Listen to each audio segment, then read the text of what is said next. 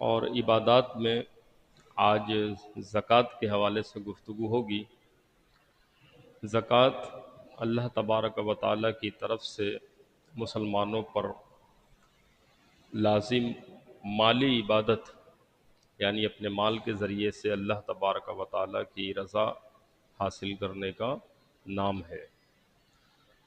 زکوٰۃ ہے کیا چیز، کن لوگوں پر فرض ہے اور کن کو دینا ہے، کون کون لوگ زکوٰۃ کے مستحق ہیں، قرآن و احادیث ہمیں اس حوالے سے ہماری کیا رہنمائی کرتے ہیں۔ زکوٰۃ دراصل اللہ تبارک و تعالیٰ کی طرف سے مالدار لوگوں کی طرف سے مال کی ادائیگی جو مستحقین اور غریبوں تک کنورٹ کی جائے۔ کیوں؟ تاکہ مال و دولت کی سرکولیشن معاشرے کے اندر صحیح طریقے سے ہو اور دولت گردش میں رہے معاشرے کے اندر۔ کَإْ لَا يَكُونَ دُولَةً بَيْنَ الْأَغْنِيَاءِ مِنْكُمْ، اس کا حکم اس لیے دیا گیا ہے تاکہ دولت امیروں کے درمیان سمٹ کر نہ رہ جائے، ٹھیک ہے۔ اور کتنا مال ہونا ضروری ہے انسان کے پاس کہ اس پر زکوٰۃ نکالنا لازم ہے، اور کتنی نکالی جائے گی؟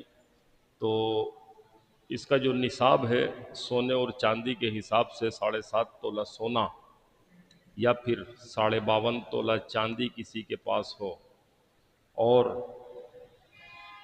یا اس کے برابر مال اس کی ملکیت میں ہو اور اس کی ملکیت میں 1 سال تک وہ رکا رہے، 1 سال اس پر گزر جائے، یعنی اس کی ملکیت میں 1 سال رہے، تب اس پر اس مال کا 2.5% یعنی 2.5% زکوٰۃ ادا کرنا اس مال میں سے اس پر لازم ہو جاتا ہے کہ وہ اس کو نکالے۔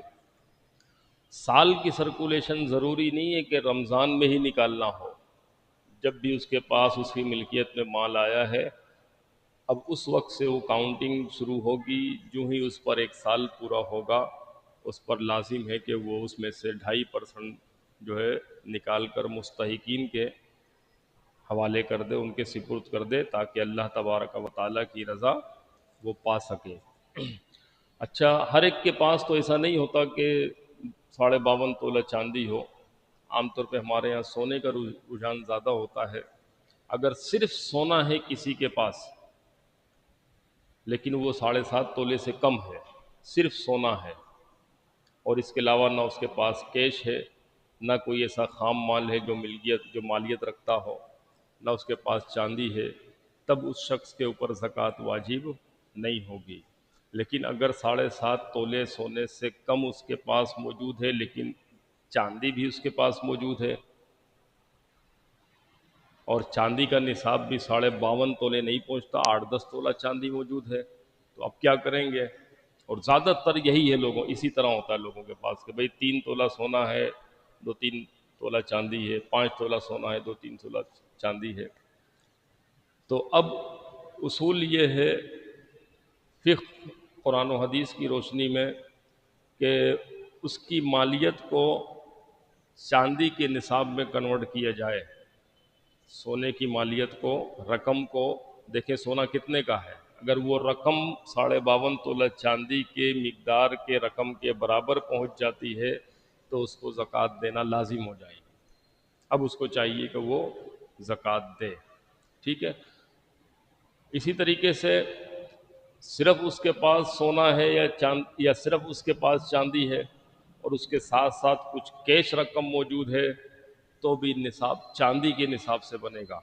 یعنی مثال کے طور پہ اس کے پاس 20 تولہ چاندی ہے اور جو ہے چند لاکھ روپے اس کے پاس پڑے ہوئے ہیں کیش کی شکل میں، اور اس پر 1 سال گزر گیا ہے، تو اب دیکھا جائے گا چاندی کی یہ رقم اور جو ہے چاندی کی جو مقدار ہے اس کو کنورٹ کریں گے رقم میں اور کیش ملائیں گے، دیکھیں گے اگر یہ 52.5 تولہ چاندی کی رقم کے برابر بن رہا ہے تو اس پر زکوٰۃ لازم ہو جائے گی، ٹھیک ہے۔ اور کون کون سے مال ہیں کہ جن پر زکوٰۃ نکالی جاتی ہے؟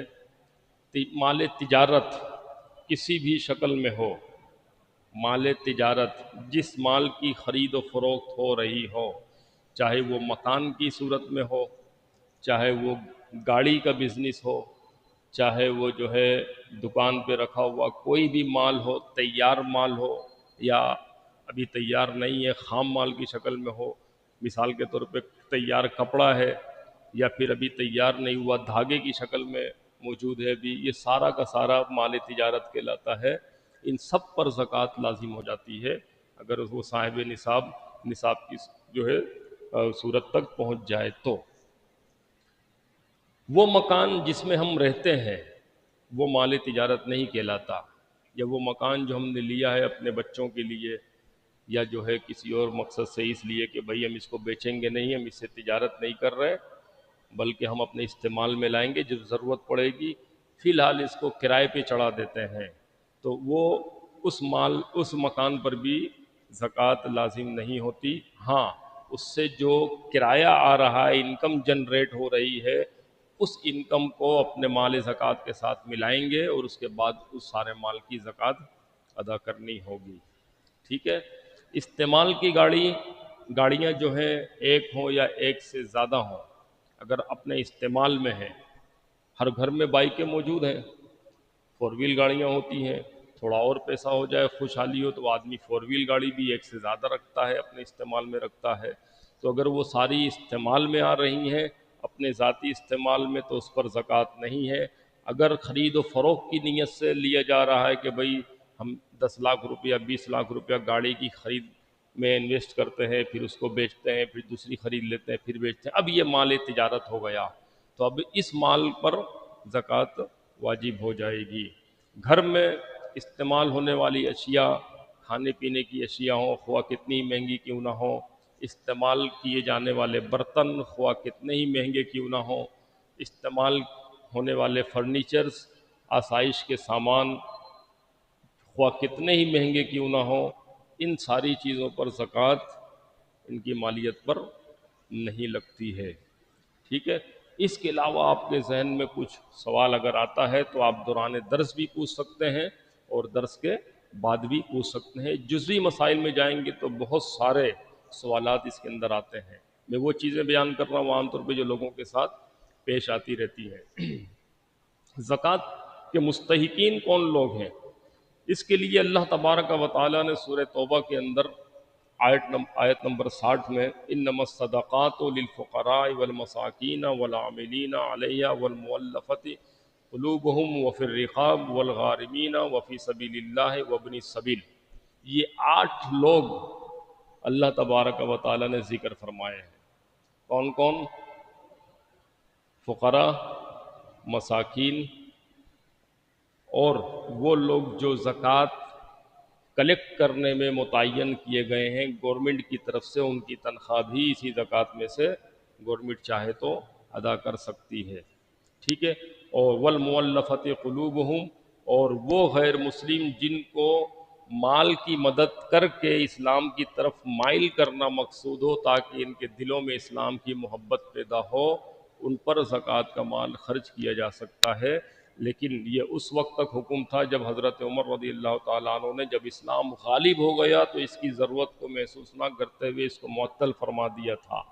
لیکن آج کی جدید فقہ کی روشنی میں اگر کہیں اس مال کی ضرورت پڑ جائے جہاں لوگوں کو اسلام کی طرف مائل کرنا مقصود ہو، بعض غیر مسلموں میں ان کی کمیونٹی ان کو سپورٹ نہیں کرتی، انتہائی غریب مفلوق الحال ہوتے ہیں، آپ سمجھتے ہیں کہ اگر ان کی مدد کی جائے مال زکوٰۃ سے تو یہ اسلام کی طرف مائل ہو جائیں گے، تو اس زکوٰۃ کو وہاں پہ امپلیمنٹ کرنا جائز ہو جاتا ہے۔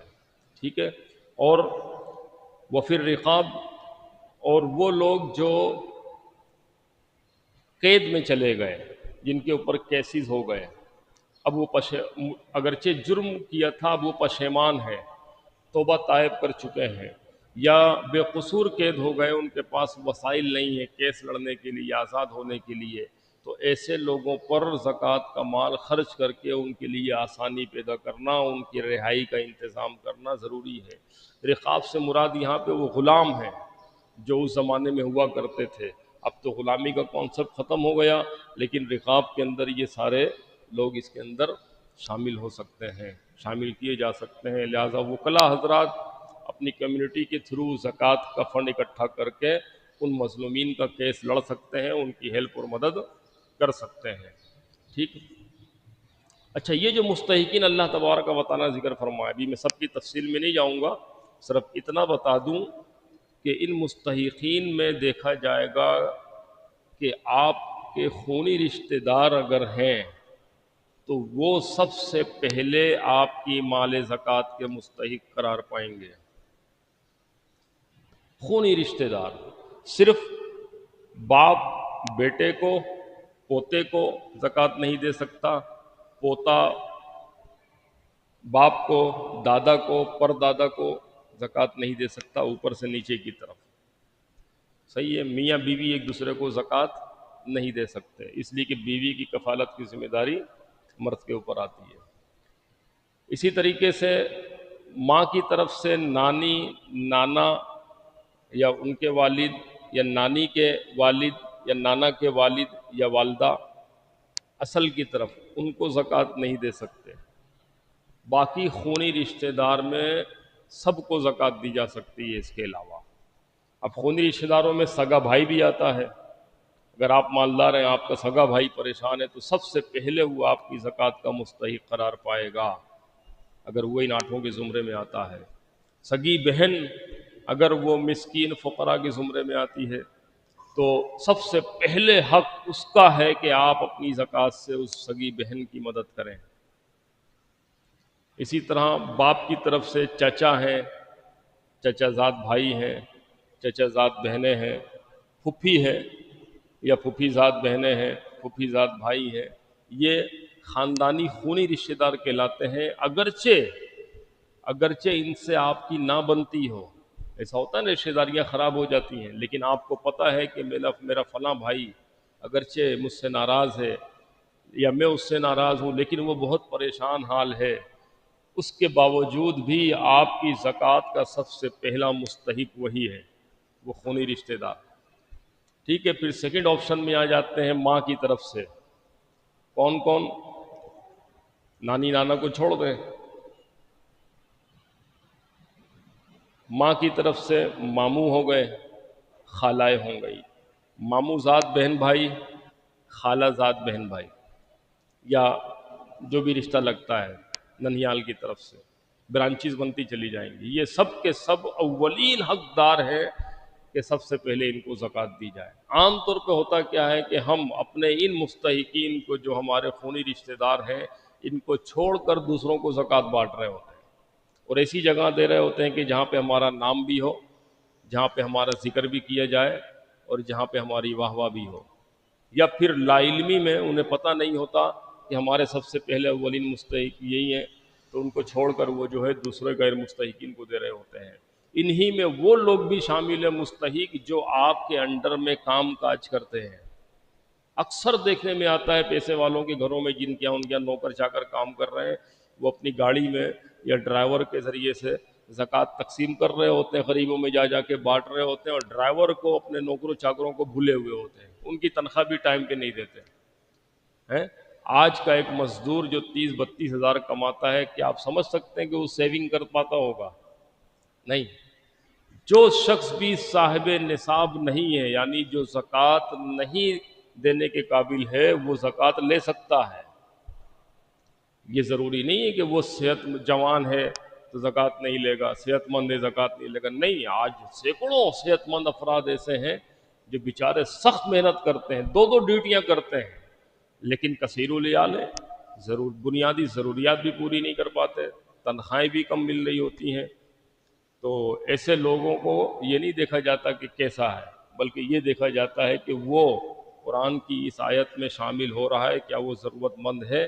تو ایسے لوگوں کو اپنی زکوٰۃ کوشش کر کے زیادہ سے زیادہ دینی چاہیے، تاکہ وہ مضبوطی کے ساتھ کھڑا بھی ہو اپنے پیروں پر، اور اپنے بچوں کی ضروریات بھی اچھی طریقے سے پوری کر سکے۔ ٹھیک ہے؟ تو سب سے پہلے آپ کے مستحق اور حقداری افراد ہیں۔ ٹھیک ہے؟ کل بھی اسی ٹاپک پر، جزوی مسائل پر انشاءاللہ تعالی زکوٰۃ کے حوالے سے گفتگو ہوگی، اور اس کی مزید تفصیل آپ کے سامنے آئے گی۔ آپ سوال جو بھی چاہیں آپ پوچھ سکتے ہیں، درس کے بعد بھی آپ کو اس بات پہ اختیار ہے کہ آپ سوال پوچھیں، تاکہ آپ کے لیے اس مسئلے میں اور اس مسئلے کو ادا کرنے میں اس فریضے کو ادا کرنے میں آپ کے لیے آسانی ہو۔ اللہ رب العالمین ہم سب کی جملہ عبادات کو اپنی بارگاہ میں قبول فرمائے۔ آمین۔ وآخر دعوانا